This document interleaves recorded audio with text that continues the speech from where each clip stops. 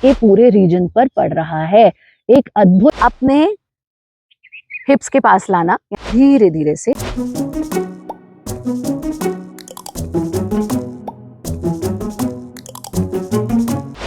नमस्ते, मैं हूं आचार्य प्रतिष्ठा। आज हम बात कर रहे हैं गट एंड ब्रेन हेल्थ की, जिसे हम गट ब्रेन एक्सिस भी कहते हैं।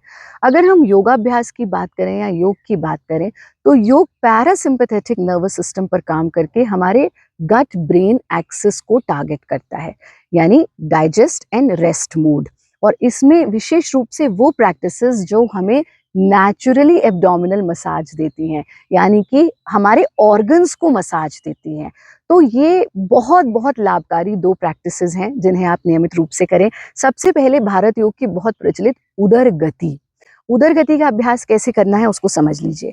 उदर गति के लिए हम इस प्रकार से अपने पेट के बल लेट जाते हैं। जब आप पेट के बल लेटेंगे, आपकी जो चिन है, ठुड्डी है, उसको जमीन पर टिका दीजिए और आपका पैर पीछे बिल्कुल सीधे रहेंगे। अपनी हथेलियों को जमीन पर थोड़ा सा दूरी पर टिका देना, यानी बिल्कुल चिपका के नहीं, थोड़ा 45 डिग्री पर रख दीजिए और यहाँ से अपने पेट पर दबाव पड़ने दीजिए। और फिर हम उदर गति, गति है यानी मूवमेंट देना है, तो राइट और लेफ्ट मूवमेंट देते हैं ऐसे। ये मूवमेंट हम अपने हिप से दे रहे हैं, लेकिन इसका जो प्रभाव है वो हमारे उदर पर, यानी हमारे पेट के पूरे रीजन पर पड़ रहा है। एक अद्भुत नेचुरल मसाज मिल रहा है। अब यहाँ वापस आ जाएं। 10 बार ऐसा करने के बाद हाथों को भी वापस ले आएं और शरीर को ढीला छोड़ दें। इसको आप कम से कम 10-10 के 2 राउंड या ज्यादा से ज्यादा 3 राउंड, उससे ज्यादा की जरूरत नहीं है।